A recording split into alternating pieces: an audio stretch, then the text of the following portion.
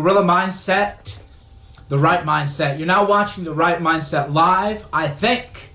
We will see. I will be monitoring your chat to make sure all of the audio is right because we're doing an experiment. Tonight we have a very special guest on, and I want to make sure the audio is plugged in right. So we're going to have Scott Greer, the Daily Caller, the legendary Scott Greer, talk about his new book, best-selling book. It's very hot. Mindset, The Right Mindset. You know? Oh, there we go. Ha! Okay, we got it right. A little backwards, a little technical thing. We're going to have Scott on right now, actually, to talk about his book, No Campus for White Men. Hey, Scott, how you doing today? I'm doing great, Mike. Thanks for having me on. Thank you, and I'm kind of monitoring the chatter to make sure people can hear you. So if you can hear Scott well, type in the chat box on YouTube Live that you can hear him, because we're doing a lot of technical experimentation. So Scott, I want to just welcome you to the program and thank you for coming onto the show. Yeah, thanks for having me. Now, I'd actually read your book before it came out because I blurbed it for you, and I said, if you want to understand what is really going on today on college campuses or in America generally, because I don't really view them as separate, I think the problems are all the same, then read this book. I thought it was a great book, so maybe you should just get started. What is the book about? What's the big idea? Why should anybody care? Well, the book is, I think everybody, we all, no matter what media outlet, we're now all talking about college campuses all over the place. That's like one of the hottest topics in America right now. It's along with immigrants, refugees. It's one of the big topics right now going on in America.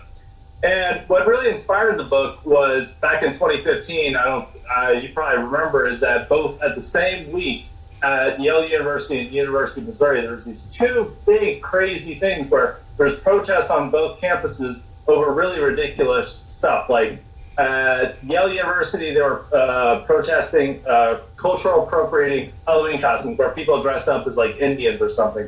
Apparently that's some big horrific thing that we need to stop. And that they were yelling at professors who were standing up for the right of free expression that people should wear their costumes.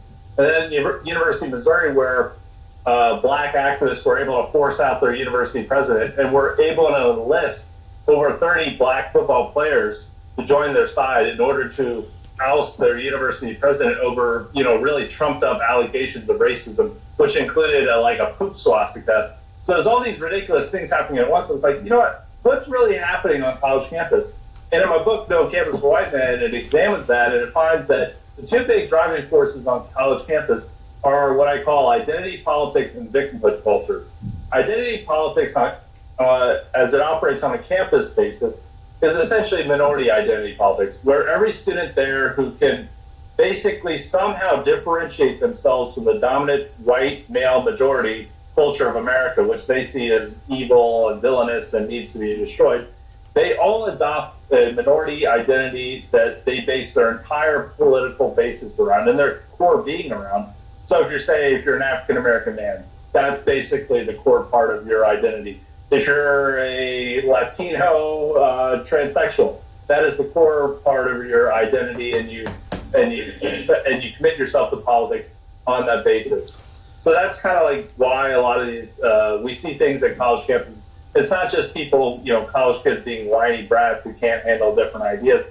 It's people who are adopting protected class status afforded to them by being some type of minority and then agitating on that basis. And they're able to do this due to, on a college campus, they're creating a new moral culture called victimhood culture, where they're not competing to who has the most honor or who is the most upstanding citizen and who's most committed to kind of American principles of, hard work and individual liberty and all that. It's instead everybody competing to who can be the biggest oppressed victim on campus, and that's how moral status is afforded in this hierarchy. At the same time, in that moral culture, being privileged is the worst thing that can happen, and being kind of dominant is the worst thing that can happen to you. So in a lot of ways, all these minority groups are able to raise themselves up in this moral hierarchy just on the basis of their identity, while white males are put at the bottom of that moral hierarchy because they're assumed to be privileged, no matter their background or beliefs.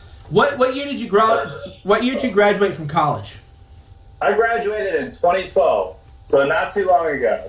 Yeah, that's early because I graduated in 2001, and as I was going through there, the postmodernism stuff was at the time kind of kooky. So for those of you at home watching and aren't sure what we mean by that, but the left transitioned from doing investigations into labor. Everything was about labor and capital. Who's the management class? Who is the working class? And all these distinctions were primarily class-based, socioeconomic based. Then they changed to gender, race, and then now, of course, there are so many identities that nobody can keep track of all of the identities, which is a huge problem. So maybe talk a little bit more about that, Scott. Yeah, there are like a plethora of identities. It is hard to keep track of, but I mean the core ones that are apparent on college campus are also relevant in American society. Yeah, the people are going to adopt some crazy identities, such as like I identify as a wolfkin. I'm not a human, I'm a wolf, or something like that, or I'm a dog. There's some probably really crazy ones out there. It's like my whole identity is based on being a furry or something. But really, the most powerful ones are the ones that are also prevalent in society. It's based on race and sexual identity. So it's the primary ones that are pushing this is Black Lives Matter activists, ones who embrace kind of a very strong, nearly black nationalist attitude towards politics, as well as also a lot of Chicano nationalists, those who are advocating for Mexicans living in America as that they should be separate from the rest of the country. That's also growing as well. And so is as well as a lot of radical feminism, which now sees them identify as a part of their womanness, as they would say. So it is the kind of dominant, I mean, yes, there is like all these crazy identities that are out there, but the really driving force of them are also ones that are driving force in our society. Furries aren't really driving much in American society, sadly for the furries, but they, on a college campus, the ones that are driving most of this agitation are ones that we see in society in general, so from Black Lives Matter to immigration activists who think that, no immigration laws should be enforced because they're Latinos. And those are more apparent on a college campus. Right. That is why I like that your book, you cover victim culture, because in college, if you read a lot of Nietzsche, and I'm sure everyone here did or should have, they talk about when society's going to collapse is when you have values have been inverted. So if you're strong, you're actually viewed as evil. If you're weak, you're actually viewed as good.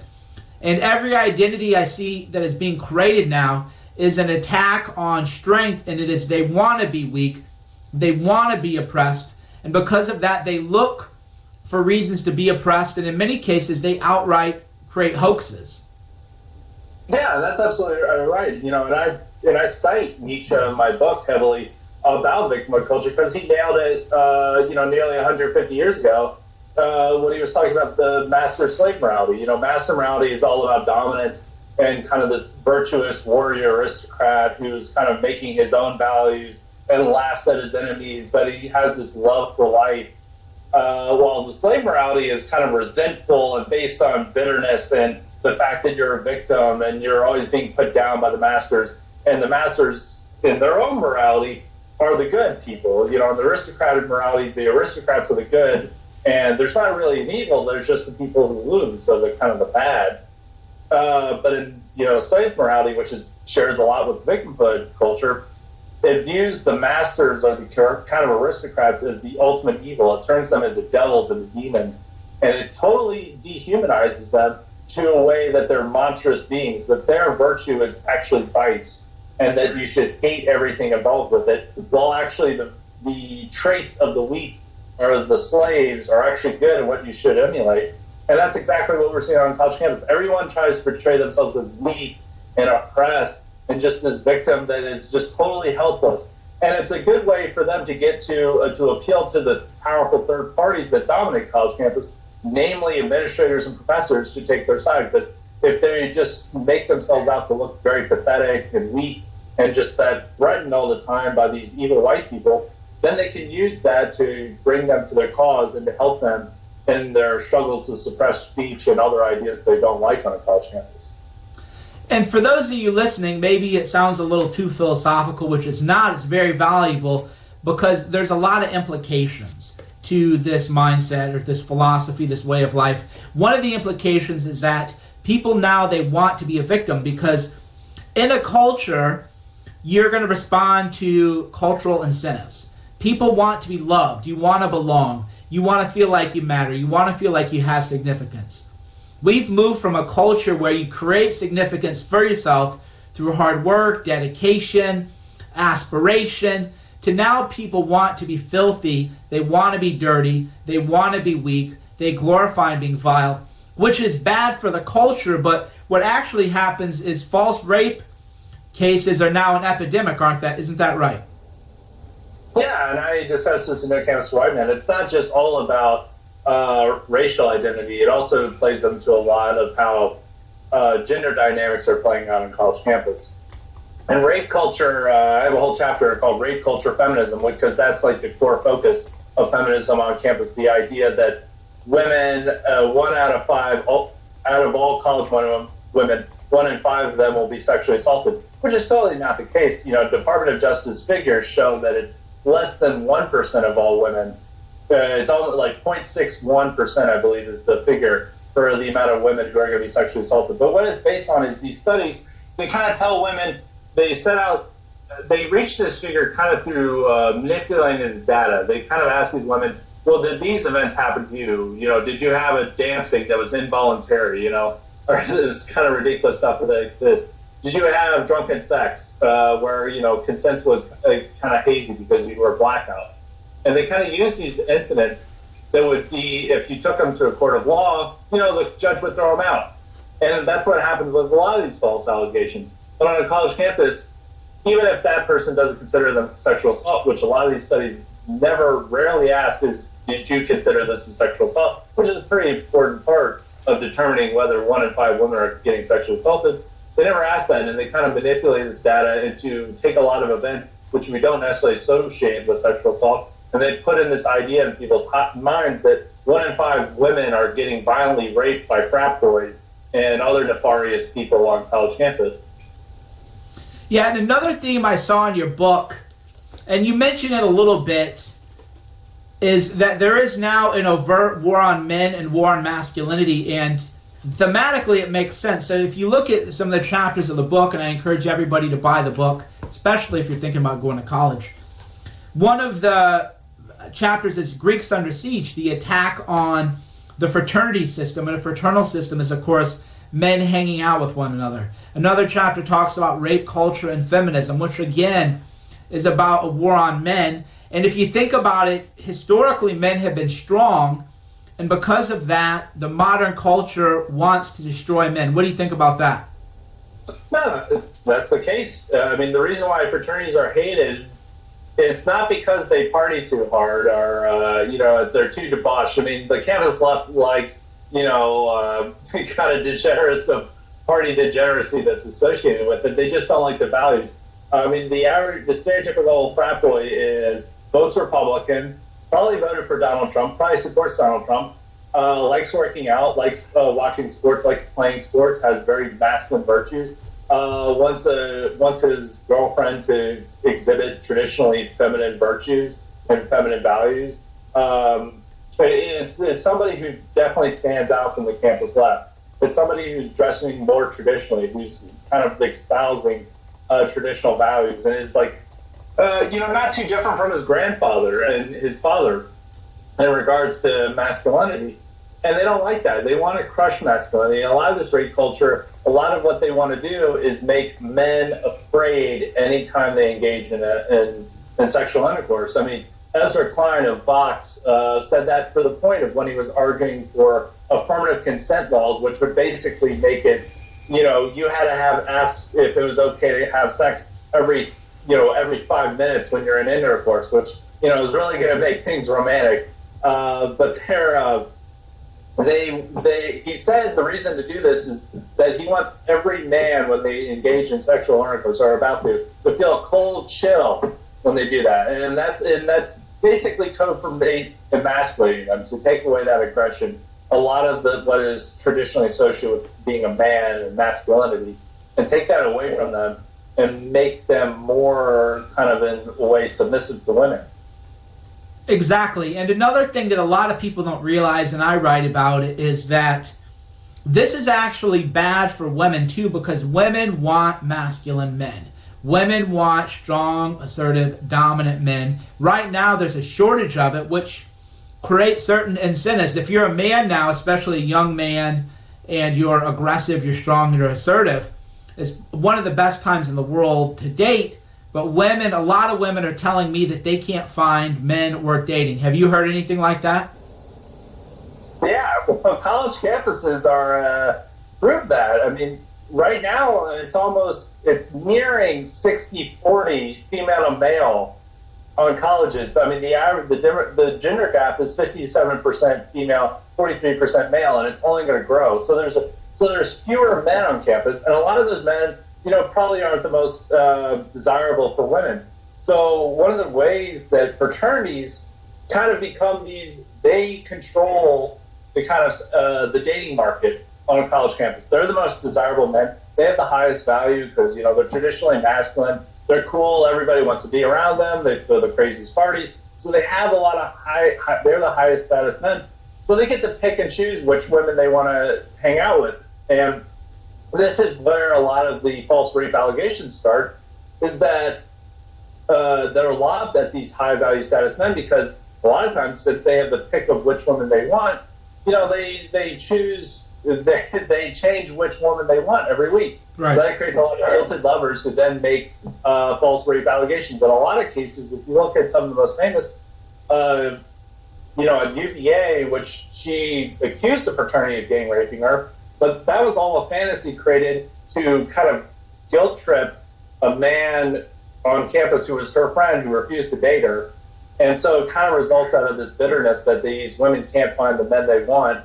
And in some ways, they either invent fantasies of rape, as in the case of the UVA folks, or they accuse somebody who's not returning their texts of rape in order to get back at them. So you work in media at the Daily Caller, and you do a lot of journalism. So I guess my question would be, what is it like being a classically masculine man working in the media industry? It's fine. I mean, I don't know. I wouldn't be any different. I mean, Washington, D.C. is kind of a weird town. It's a weird place. I would say it's more weird for Washington, D.C., and I think it's definitely weird if you have kind of right-wing values, if you're a Donald Trump supporter. People don't like you. If you're in the dating scene, I can definitely tell you it's weird, because if you're on any dating app, there is half the girls that you're going to match with are like, if you like Donald Trump, swipe left. If you like Donald Trump, I don't want anything to do with you. There's a hostility towards it from a lot of the women, and especially a lot of the men who are involved in this kind of city. But there's this kind of how would you put it? But it's like this whole dogma that's created on how to act, and there's unwritten guidelines for how you should be, and it's very narrow. I wouldn't say necessarily it's very hard, being me and my own little media world, but I'm in right-wing media, so it's a little bit different from the rest of the media world. I couldn't imagine working in say Washington Post and being a Trump supporter there and having to hear people screaming at me every day about how he's a fascist and a Nazi, and how if you like him, you need to be deported or something. We have had now riots at the Milo Talk. Women are being beaten up, maced, hit with flagpoles. People are being jumped. And one famous scene, Jake Shields, who is not, by the way, a conservative or a right-wing person at all, he's definitely a liberal, had to go in because 20 people were beating down a Trump supporter, or they thought he was a Trump supporter. And he goes, "Why are you beating him down?" And they go, "Well, he's a Nazi." And Jake goes, "How do you know he's a Nazi? You guys are the people beating people down. You're the real Nazis." I see a lot of violence, and I'm wondering, what do you think is coming next for college campuses, for men, and for America generally? There's going to be more violence on college campuses. And the reason why, and I kind of allude to this in my book, I mean, we didn't have this guy, but I finished it up in mid-September, and we really hadn't seen any riots. I mean, we had seen protests and disturbances like at Yale, at University of Missouri, even at a few of Milo's talks, like at DePaul University. You know, we saw a few cases of that, but we didn't even see anything kind of like what Milo's been getting in the last weeks of his tour, you know, at like University of Washington and then it ended at Berkeley. But I think there's now going to be more violence because, I mean, I kind of outlined this in my book, No Campus for White Men, is that what happens is these campus leftists feel that it's okay to commit violence against conservatives and anyone who's to the right of them because they don't view them as simply people who have disagreements or simply as fellow countrymen who you can work with, but they just have, you know, a matter of difference of opinion on certain topics.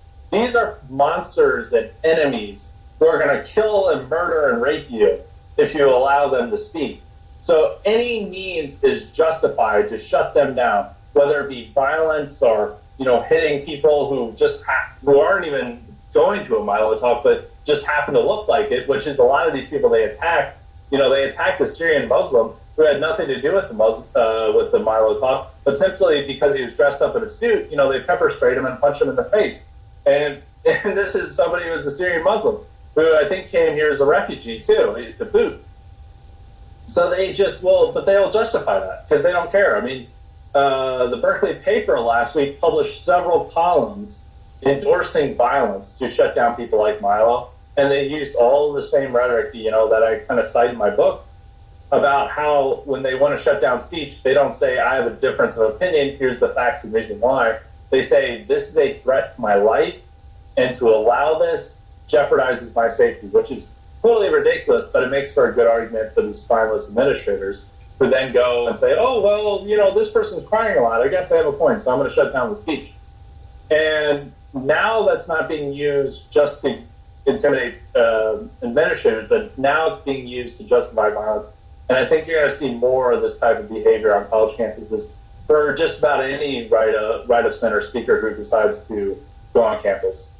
Yeah, another development in the postmodern community, which again, if you're new to this stuff, it all seems very bizarre. Even when I was in college, this stuff was considered garbage. Everything was African American studies was just beginning.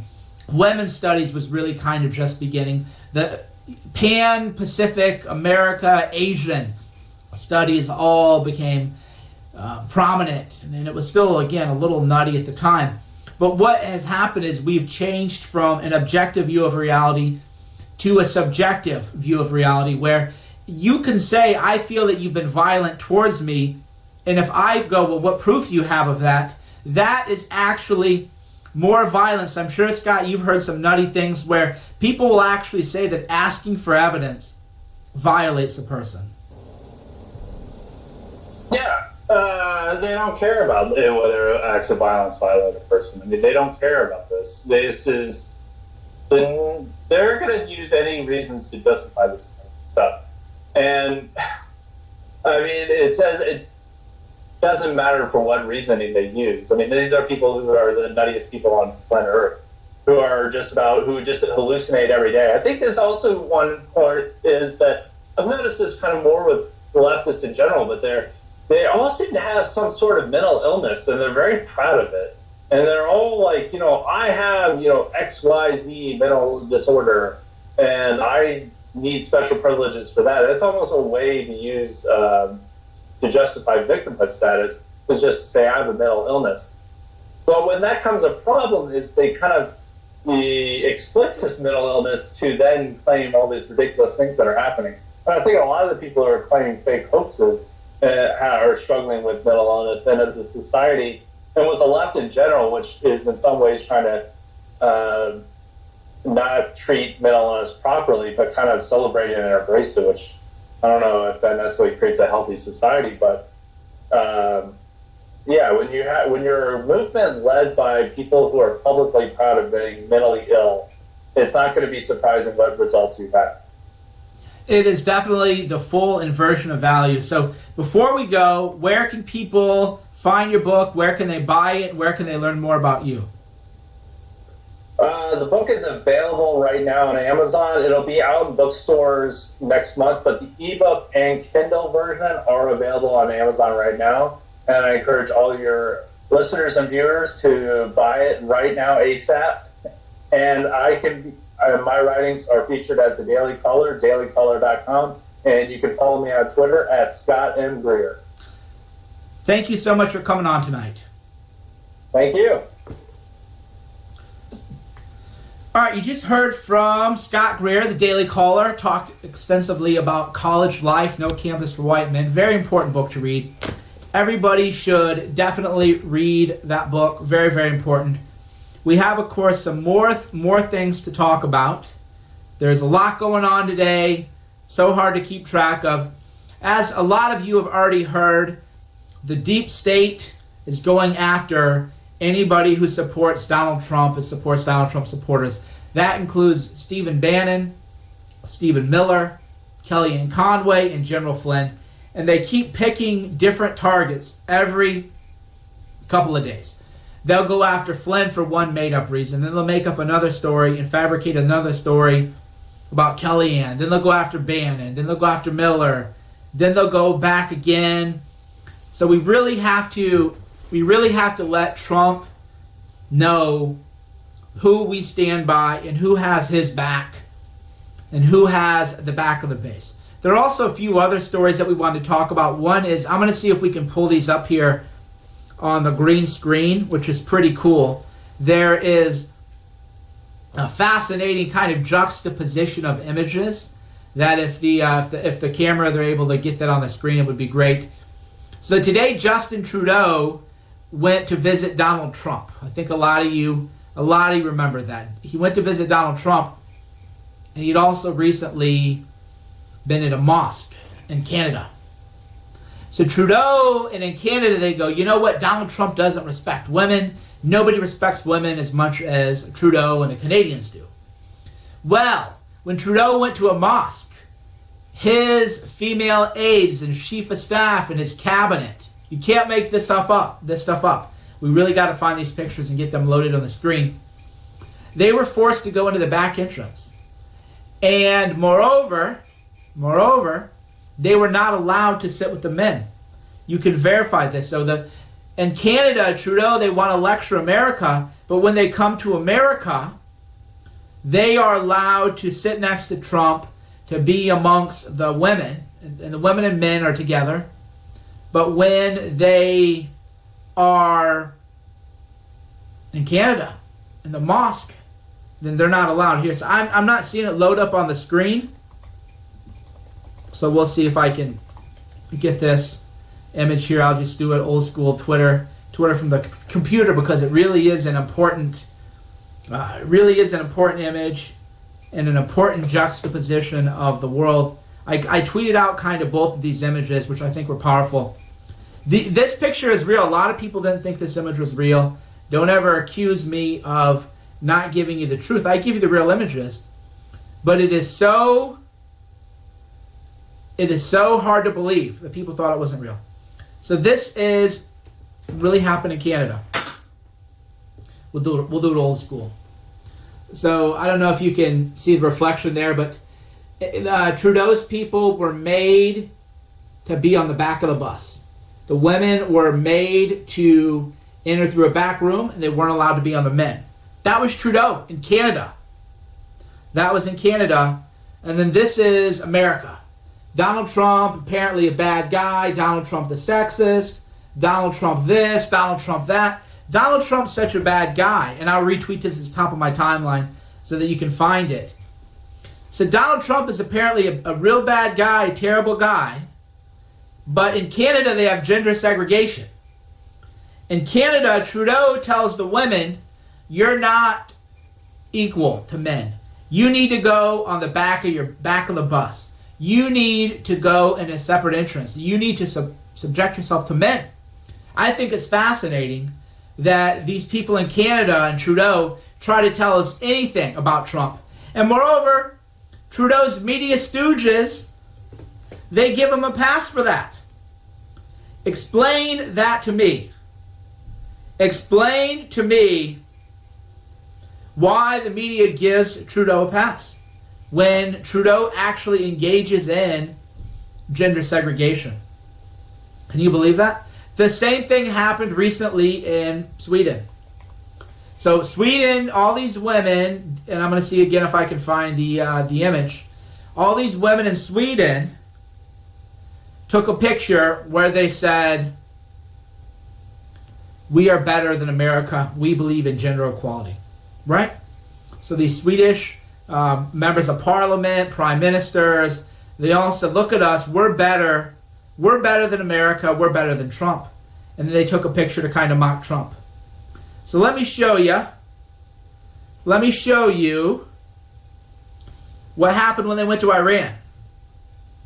Another kind of interesting So that was Swedish envoy went to Iran, and they all covered up.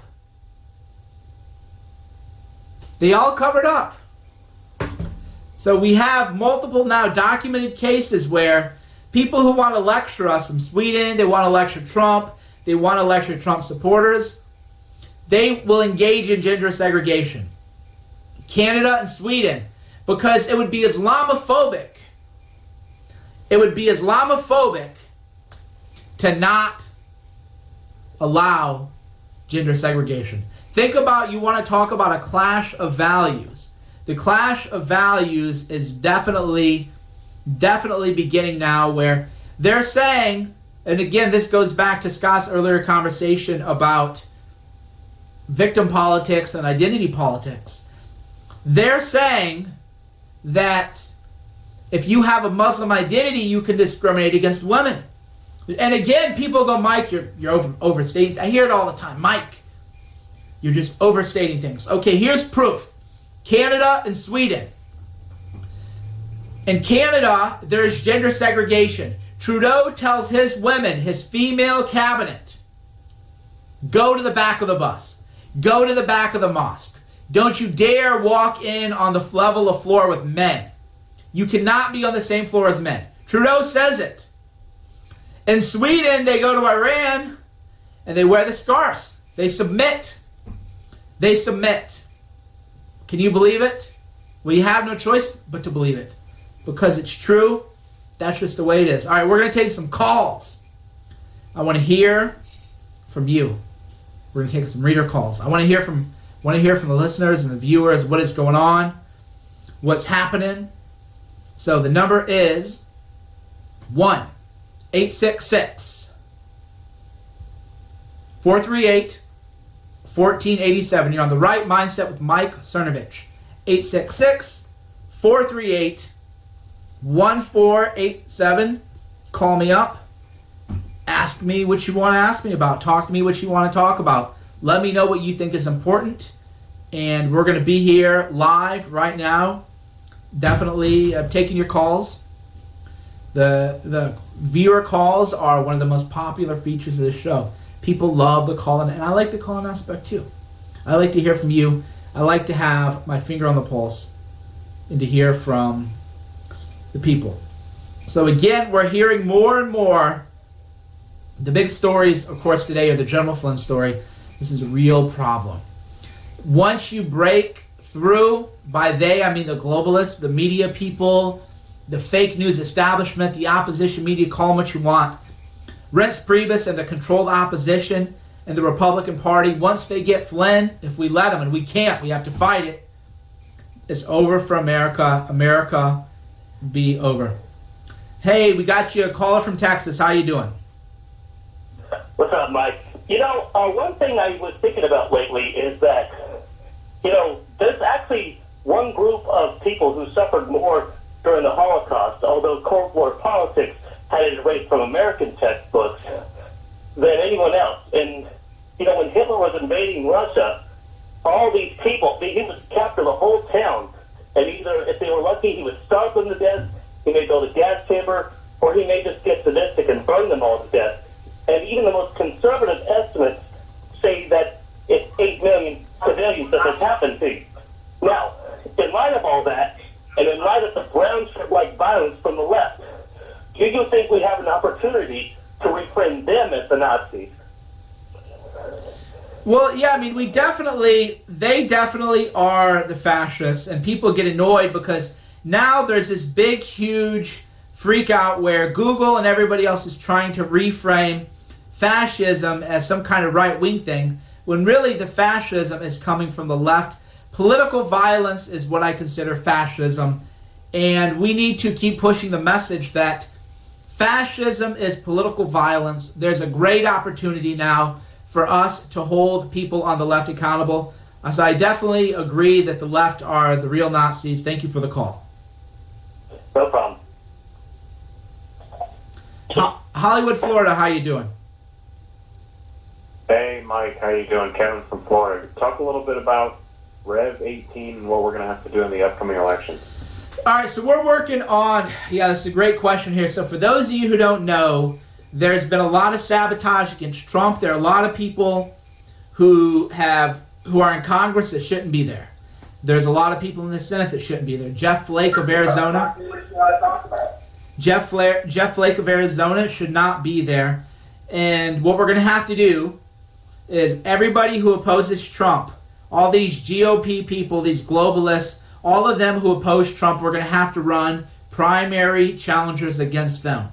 What can we do in the meantime? So we're calling it Rev 18, Revolution 2018. We're going to take Congress back, take it back for real Americans. And what can we do now? Keep spreading the word. We have to let people know that there's a lot of sabotage going on within the GOP, and we can't stand for it. How about you? What are your thoughts? Well, I think that's what we've got to do. We have momentum going, and we have to keep it going. But I think the biggest problem is that we're going to have to find who the real people that we want to elect are, and there's already too much infighting going on our side. When really we just need to stick together and choose who we're going to support and get behind them and just run with it. Yeah, I mean, there's a lot of infighting. Infighting can be good. Infighting can definitely be good because it gets out the people who aren't in it for the long haul. The good news is that we'll be able to find out who belongs in there and who's not, who doesn't belong in there, based on whether or not they oppose the big measures like ending TPP, building the wall, making America safe, making sure we're properly screening in all immigrants. So we'll have some clear benchmarks on who is and who isn't part of the American people. Yeah, then really it's got to be more along the lines of who supports our values and not so much who supports Trump. Right. But for the meantime, Trump is the only shot we have.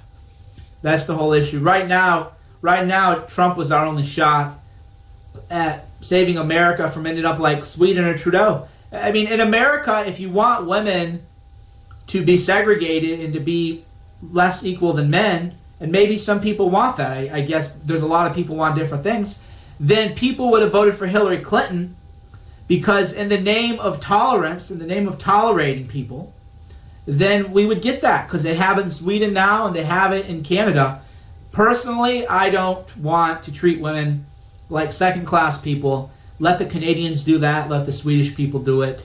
Trump was our only shot at making the world safe for everybody. Thank you for your call. That's right, thanks. Hi, we got a caller from Maryland. How you doing?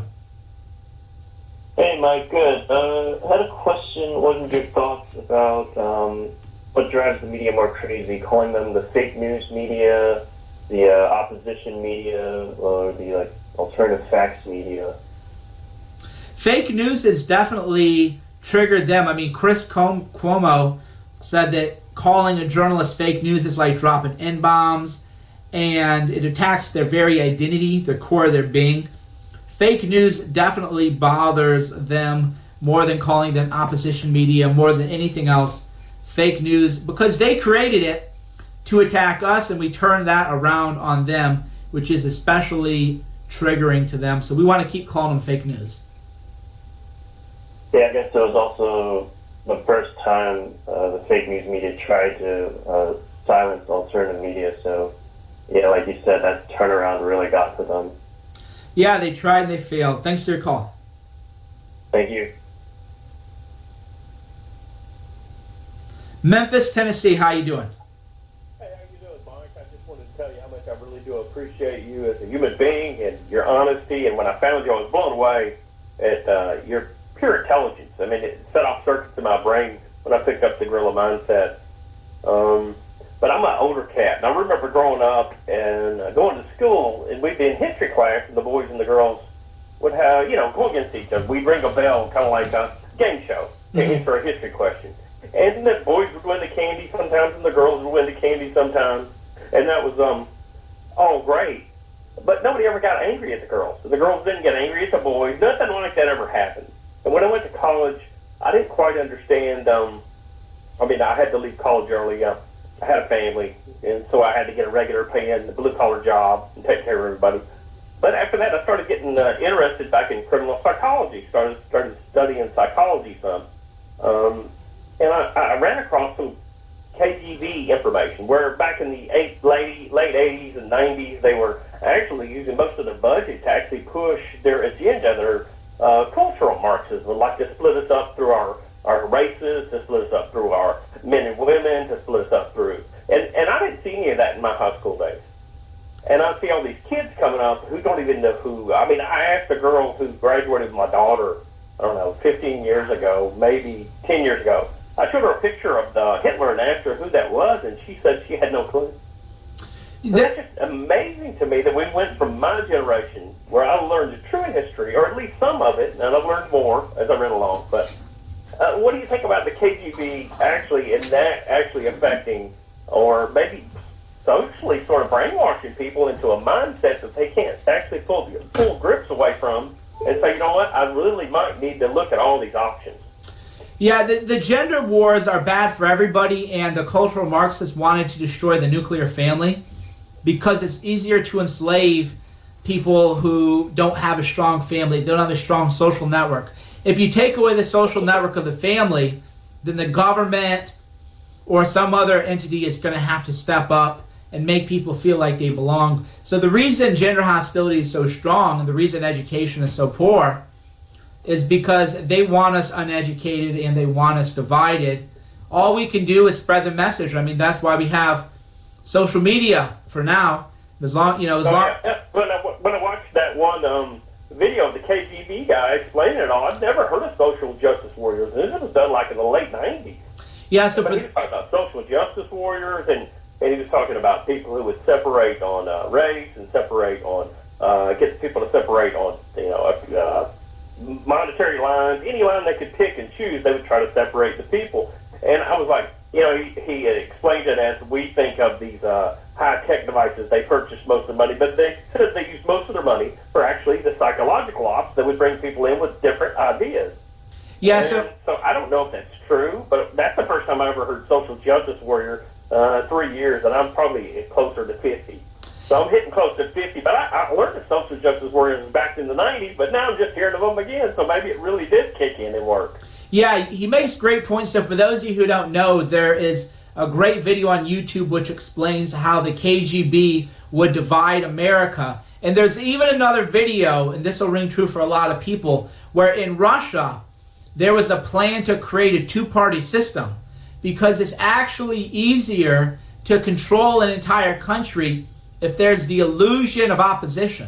So the Democrat Party and the Republican Party, everybody wants to talk about Russian influence. Modern day Russians don't have any influence over our elections, but the Soviet Union and the KGB strengthened our two-party system and attacked third-party candidates like Ross Perot because it's actually easier to control people in a two-party system because it gives the illusion of choice.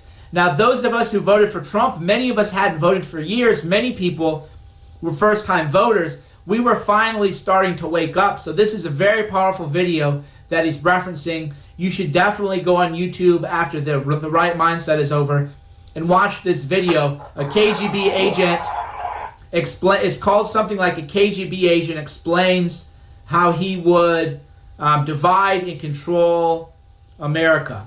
So it's a great video. Thank you for the call. Yeah, it was brilliant. Thank you for your time, Mike, and thanks for your books and your diligence and your honesty. I know none of us are perfect, but since I found you, man, I've been blown away. It's been really sparking off brain cells that I didn't know existed. That's I awesome. appreciate your show, and I appreciate you, man. It's Keep awesome. going. Keep growing, man. Keep getting bigger. Love to hear that.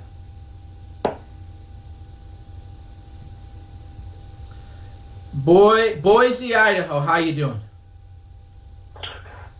I'm doing well. How about yourself? Doing great. I just want to give you a little update. It's about 2 weeks ago, you mentioned places where you could go to, like a sanctuary from all the SJW nonsense that's happened around the country. Mm-hmm. Well, last week when the executive order came down about the countries that were temporarily stopping immigration, the Boise City Council here voted unanimously that they weren't going to be a quote-unquote sanctuary city, but they were going to call themselves a refugee-friendly city, right? So it's one of those instances where they're not coming out and saying, hey, we support this specific group, but they are saying, hey, you can still come here because we want you here and we support you. So they're not outright saying sanctuary, but it's basically the same thing. And this is one of the most conservative places left in the country on the western United States. Yeah, so what is happening in Idaho and a lot of these western states, people are leaving California because California is a disaster. The potholes are a mess, the roads are a mess, government services are a joke, hospitals are overrun with illegal immigrants who use them as an emergency room because by law the hospitals can't turn people away. So if you scrape your knee, then they go into the emergency room and they're draining resources. So people are leaving California and they're going to Colorado, they're going to Texas, they're going to Idaho, but they're trying to turn those states blue. It's a real problem. Absolutely. Absolutely correct. And that's all so again, all we can do is keep supporting Trump, support the people who support him, like Flynn, Kellyanne Conway, Bannon, Stephen Miller, and know that the Republican Party is, for the most part of a KGB orchestrated, two-party controlled opposition system. Hey, I agree, and just give you a heads up, like, listening to you, there's people all over the country, no matter where you're at, who think just like you. So I would say get with those people, network around your neighborhoods, get to know your neighbors, so you can have a stronger fellowship. And then when times get tough, or when things need to happen, we can all get together and stand with each other. I agree. Thank you for the call. And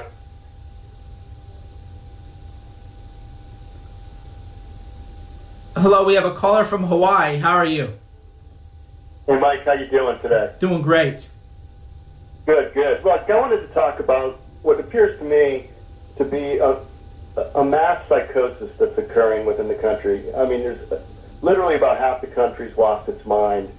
And the reactions you see on Twitter from 90% of the journalists, verified blue checkmark people, they're just outrageous. The mainstream media is propagating nonstop lies. I mean, whenever I read anything, I assume it's about Trump. It's usually negative. It's usually fake. And then you open up the article and you read it, and you realize that the headline's bogus. So there's just so much misinformation that it's causing people who don't know what's going on, like you, me, and a lot of people on this call, to get the mainstream media is affecting their emotional part of their brain.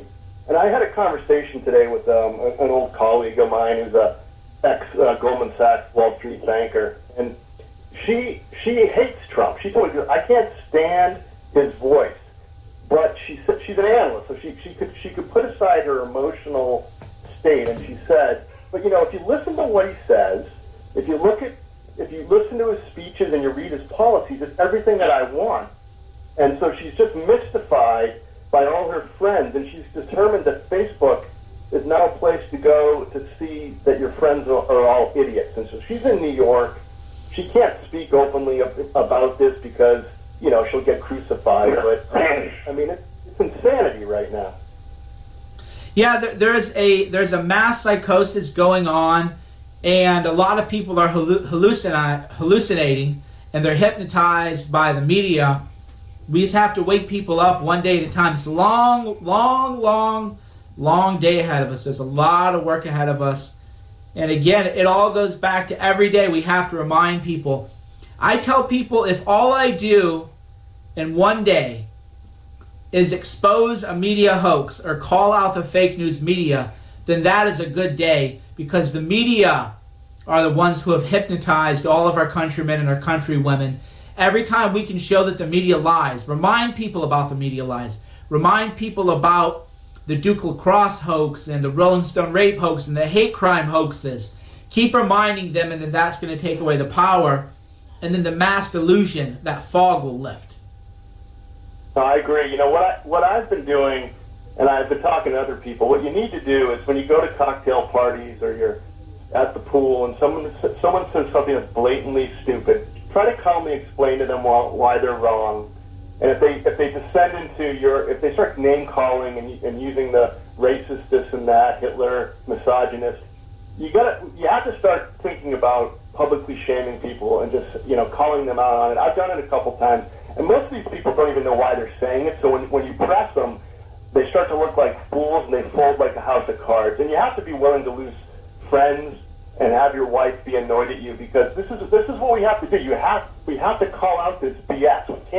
You can't sit by and be polite anymore, because it's a game of propaganda, and it's dangerous what these guys are doing. They're trying to gaslight people into killing Trump, and I'm just frankly sick of it.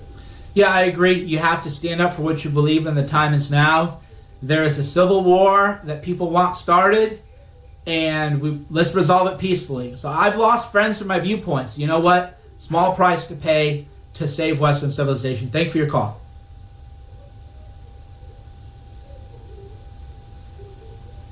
Hamilton, Ohio, how you doing? Doing all right, Mike. How are you doing? Doing great, doing great. Right. I had a question about prioritizing fights to take on.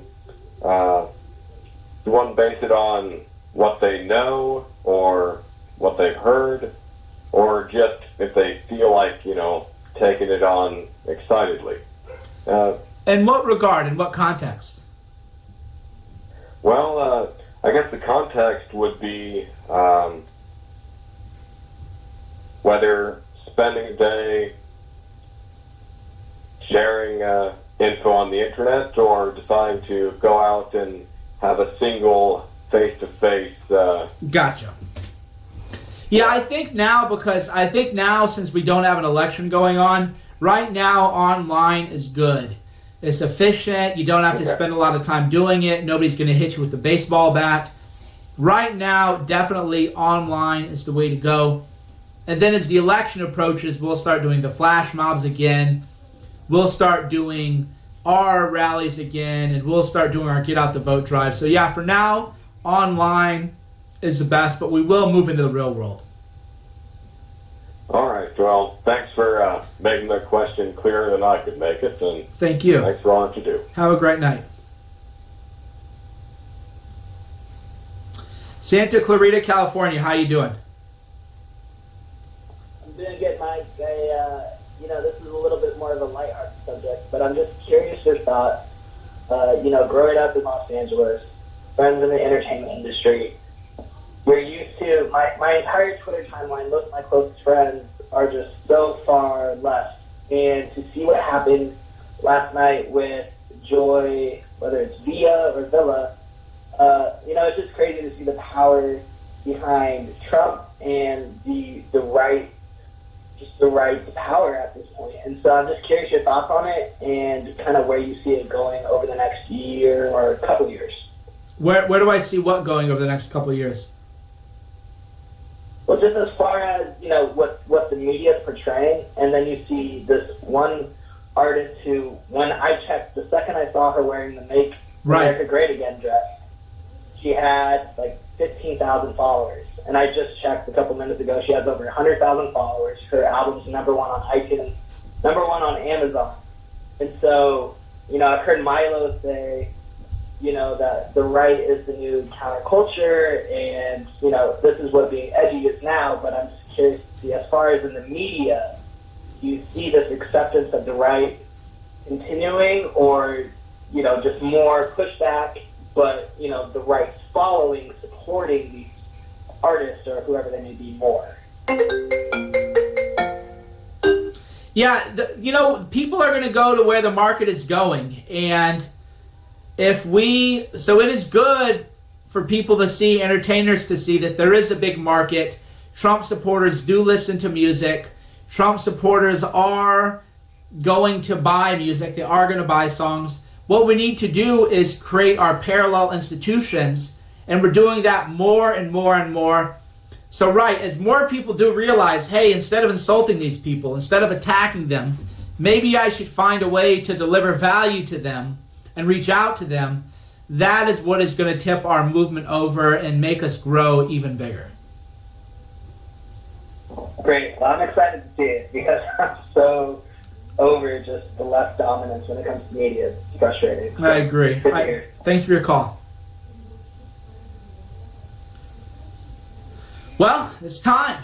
The show's winding down. Thanks for tuning in. Mike Cernovich, DangerPlay.com, Guerrilla Mindset, The Right Mindset. For those of you who came in a little bit late earlier today, we talked to Scott Greer, author of No Campus for White Men. It was a fascinating conversation about identity politics, victim culture, and the issues that are facing, all of America, really, because we do have to live together, men and women. Thank you so much for tuning into The Right Mindset. We will be back on Wednesday. Same time. I might move it to 6 p.m. We're going to see scheduling, what works the best. But we will definitely see the same time this Wednesday, 7 p.m. Pacific time, 10 p.m. Eastern time. Thanks for tuning in, as always. Thank you for your comments. Be sure to hit the like button. Turn on the notifications because YouTube has been goofing with the algorithm. Again, Mike Cernovich, DangerPlay.com, Guerrilla Mindset. You've been watching The Right Mindset.